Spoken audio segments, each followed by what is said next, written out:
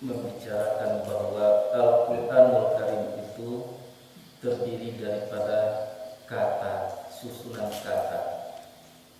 Ya, proses lengkapnya adalah berawal daripada huruf hijaiyah. Huruf hijaiyah tersusun menjadi lafaz atau kata. Kata itu disusun bisa menjadi kalimat, menjadi ayat dan seterusnya. Itulah Al-Quranul Karim. Nah, maka di dalam Al-Quran itulah kita akan menemui berbagai macam bentuk kata. Ada kata itu yang namanya huruf, ada kata itu yang namanya isim, ada kata itu yang namanya fi'il. Alhamdulillah, masalah fi'il kita sudah sampai kepada masalah mazid satu huruf. Untuk kita ingat-ingat, mazid satu huruf yang pertama itu membedakan kepada muta'addi, untuk memuta'addikan fi'il yang lazim. Yang kedua adalah untuk takfir, dan yang ketiganya adalah untuk musyarakah. Itu sekedar. Nah, maka dalam ayat 22-23 dari surat An-Nisa ini secara global itu adalah menyangkut dengan larangan-larangan untuk dinikahi. Ya. Yang pertama sekali adalah apa yang telah dinikahi oleh bapakmu sendiri, tentu ibu tiri. Dan kemudiannya ibu-ibumu sendiri, anak-anakmu dan seterusnya. Itulah undang-undang aturan yang dikemukakan oleh Allah Subhanahu wa taala.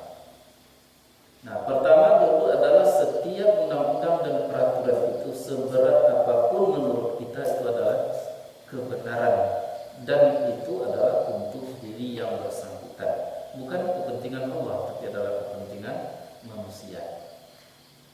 Yang apabila manusia itu mampu mentaatinya, maka akan datanglah hasilnya kepada dirinya sendiri.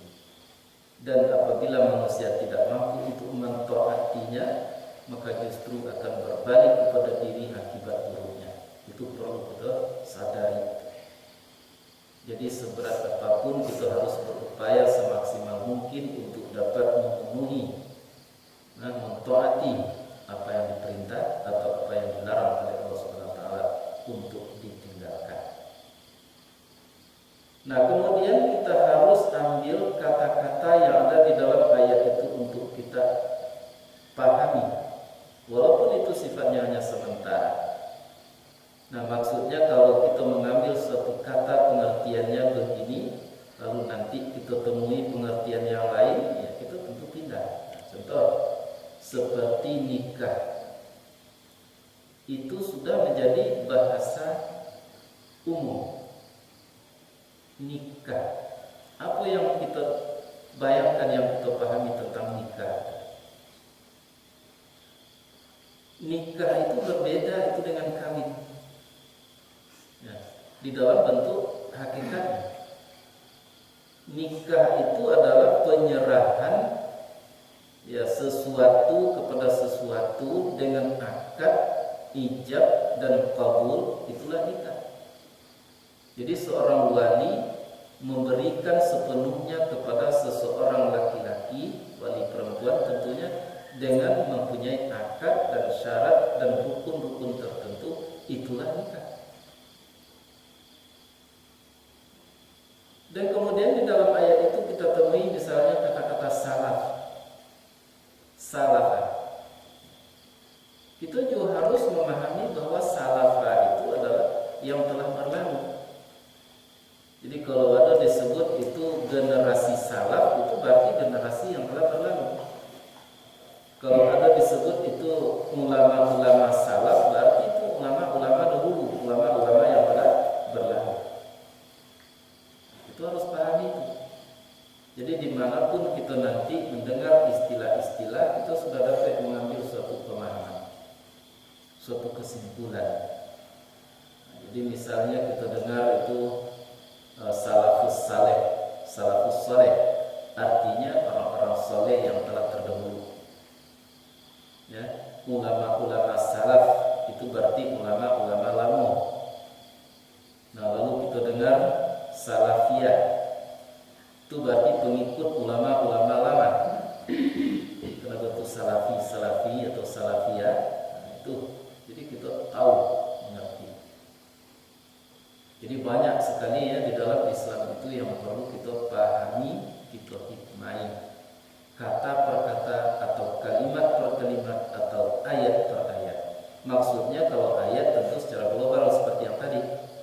Maksud ayat itu adalah Allah menjelaskan bahwa itu tidak boleh kamu nikahi. Ya, beberapa macam tidak boleh kamu nikahi itu ayatnya yang kita pahami. Nah, kalau kalimatnya yang kita pahami wala tankihu ma nakaha abakum.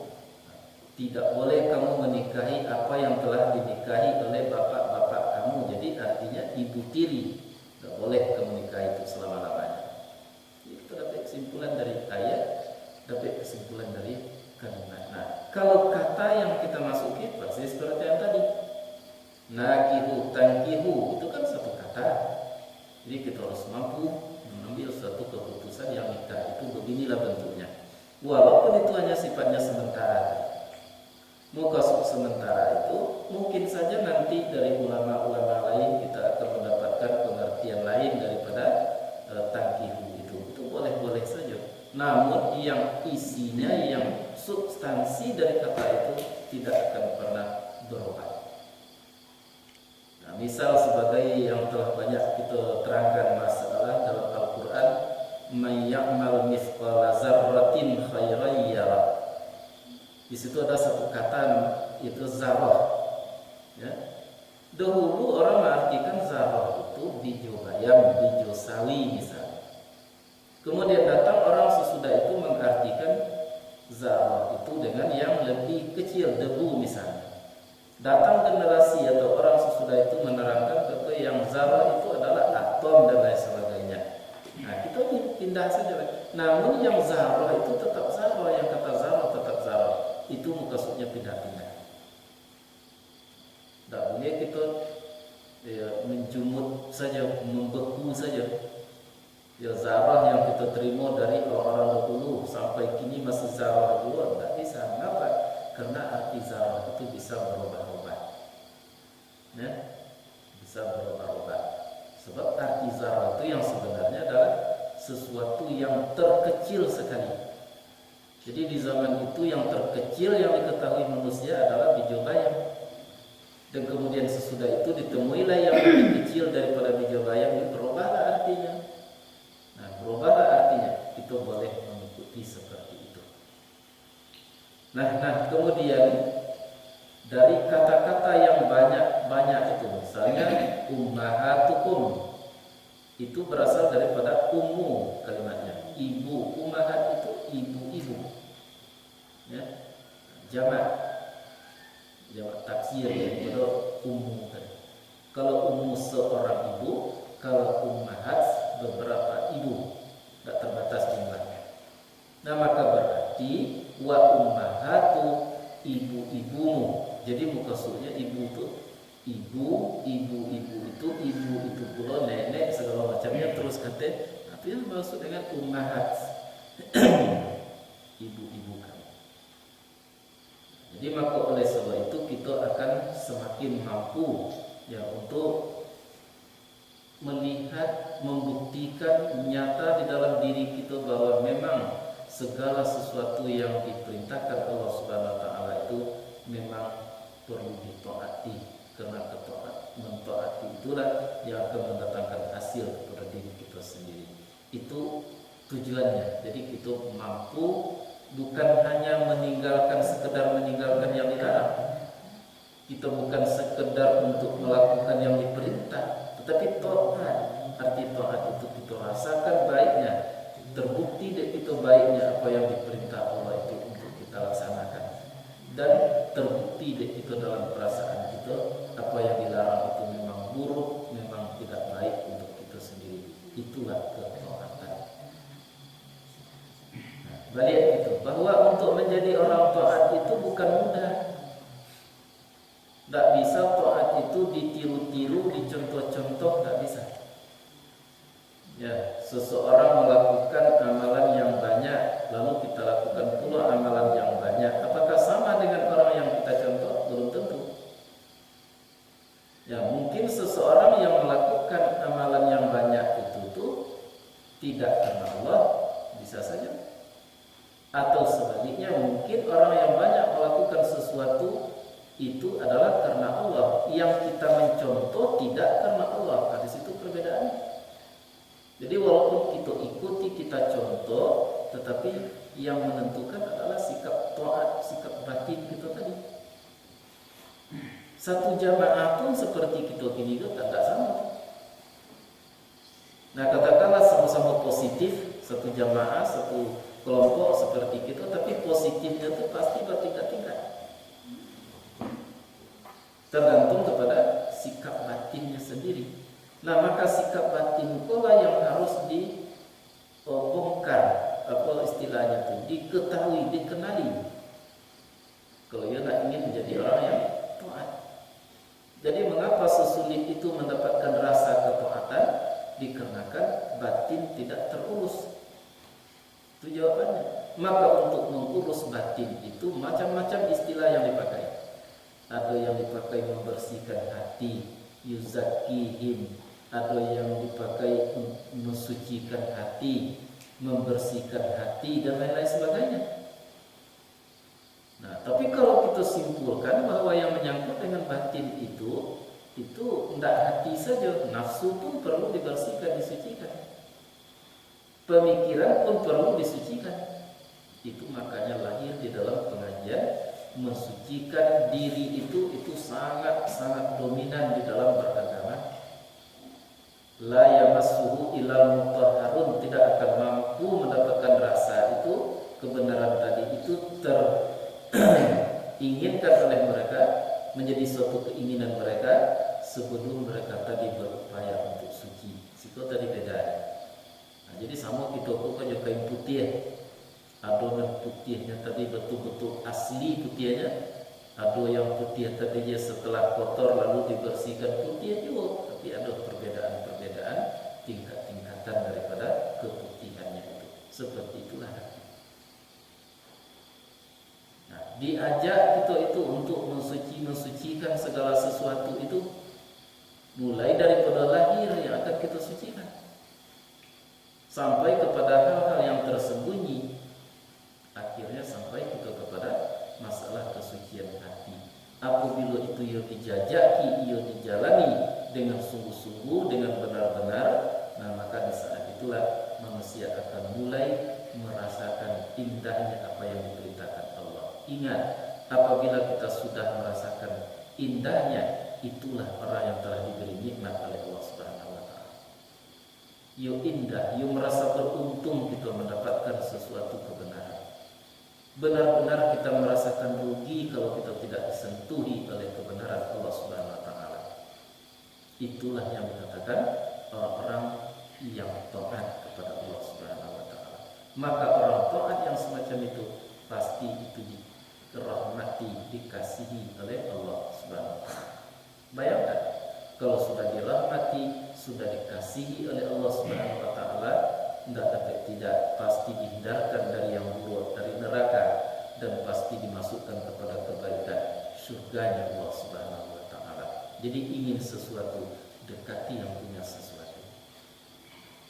Arti mendekati yang punya sesuatu itu, rasakanlah betapa indahnya kemauan, keinginan Allah kepada kita. Melalui apa? Melalui aturan-aturan yang telah disuguhkan di dalam Al-Quran itu kepada kita sendiri. Jadi tidak mungkin seseorang akan mendapatkan rasa ketaatan itu sebelum mereka berupaya maksimal untuk suci. Nah, itu kesimpulannya, untuk suci. Jadi suci yang dimaksud bukan hanya suci badan, tapi sampai kepada mensucikan hati nurani. Nah, maka pada prinsipnya, ya, badan, darah, daging, akal dan pikiran termasuk nafsu sendiri itu perlu dibenahi, diperbaiki. Maka kuncinya adalah perbaikan hati. Hati itulah yang paling menentukan. Kalau hati hatilah bersih, hati sudah suci, yang lain-lain tadi ikut saja. Kalau maksudnya kita tidak akan payah lain untuk melaksanakan mensucikan otak segala macamnya, karena hati sudah suci. Nah, justru karena itulah kita diperintahkan untuk banyak-banyak berzikir, banyak-banyak mengingat, banyak-banyak menyebut, ya, di dalam hati kita sendiri. Dan kita dituntut untuk menentukan mana yang hati itu. Sebab istilah hati itu kalau dalam bahasa Indonesia kita sering tertipu. Hati dalam bahasa pengertian orang-orang umum itu adalah segumpal daging yang ada di dadu kita, apa? Itu dan hati. Padahal yang istilah hati itu dalam bahasa Arabnya adalah qalb. Qalb itu artinya adalah sesuatu yang punya kemampuan turun naik, pergi datang, goyang, itu. Jadi di mana letak di jantung. Jadi istilah qalb itu istilah hati menurut bahasa Indonesia itu sebetulnya adalah jantung. Itu kita harus anjak itu pengertiannya. Jadi kalau kita menyebut hati, yang terbayang itu adalah segumpal darah beku yang ada di dalam diri kita, bukan itu yang dimaksud dengan hati. Tapi yang dimaksud dengan hati itu adalah qalb. Yang dimaksud dengan qalb itu adalah yang berada di dalam diri kita, yang tahu, yang mengerti, yang merasa. Kalau ibu nyotunya nanti ibu,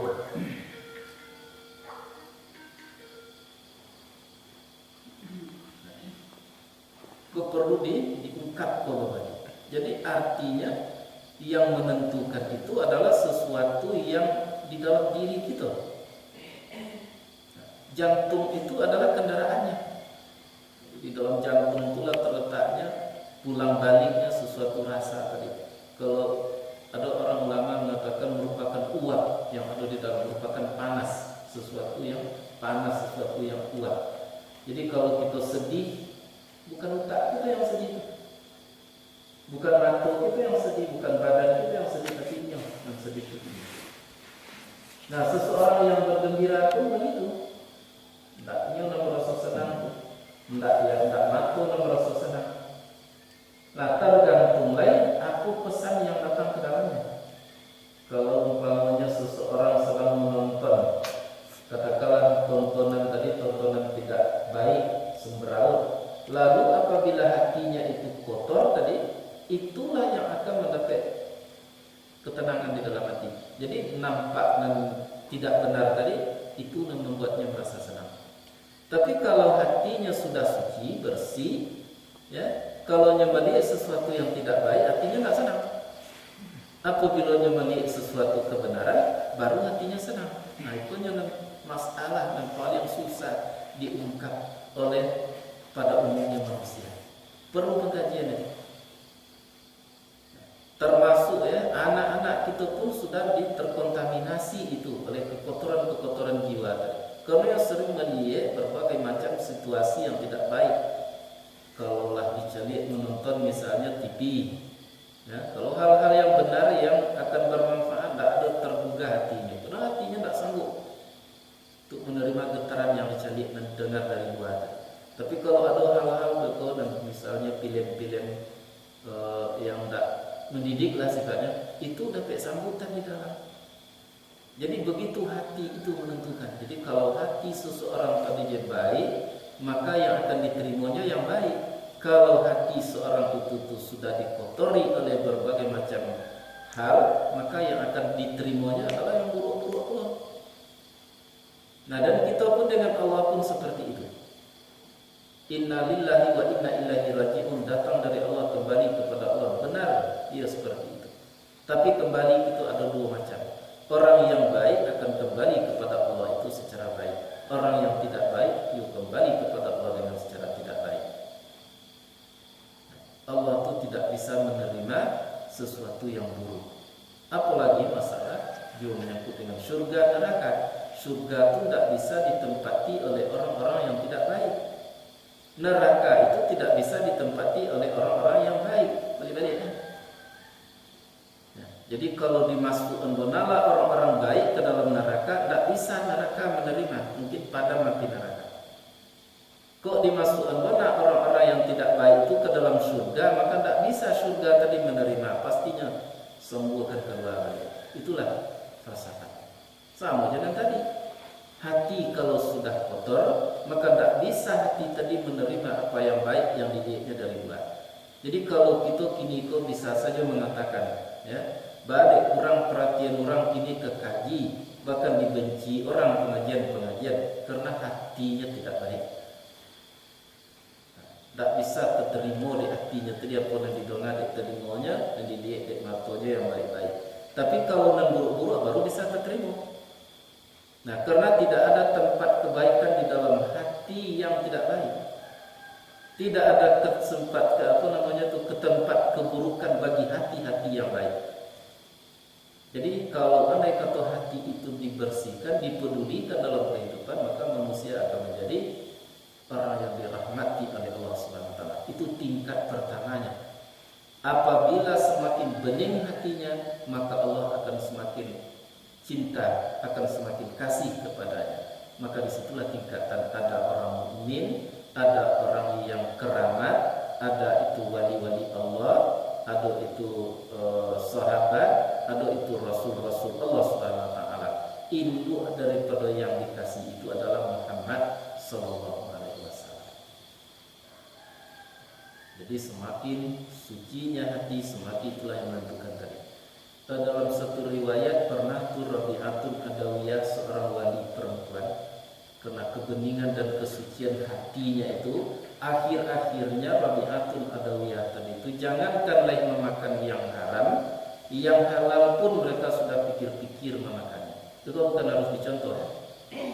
Misalnya Rabi'atul Adawiyah tidak mau memakan yang bernyawa, ya, seperti ya dengan bernyawa lah, seperti binatang-binatang seperti ayam dan lain sebagainya. Tidak mau makan. Apa yang terjadi? Terjadilah hubungan baik antara ia dengan Allah, dengan manusia dan dengan alam sekitarnya. Maka pada suatu waktu Rabi'atul Adawiyah tadi dikunjungi oleh berbagai macam makhluk. Harimau, binatang, ulas, posan, segalanya datang berkumpul di sekitar Rabi'atul Adawiyah. Nah, kemudian datang seseorang wali Allah yang lain, namanya Hasan Basri. Begitu tiba Hasan Basri, maka binatang-binatang tadi, makhluk-makhluk lain tadi habis menyerap, bangkit, lari, tobang, berarti tobang. Nah, lalu bertanyalah Hasan Basri kepada Rabi'atul Adawiyah, apa gerangan yang kelebihan Anda yang Anda amalkan sehingganya bisa Anda berkomunikasi, berkumpul bersama makhluk itu. Tapi tiba diambo kecilnya, itulah bahasa kitanya, itu larinya tawannya. Mengapa? Kecil Rabi'atul Adawiyah, barangkalinya ada isi perut engkau itu berisi dengan hal-hal yang berasal daripada yang bernyawa. Bernyawa. Kok ikan lagi bernyawa tuh? Kok ayam bernyawa itu? Pikir-pikirlah ya si Hasan Basri tadi. Tidak ada yang memakan yang bernyawa, tapi teringat.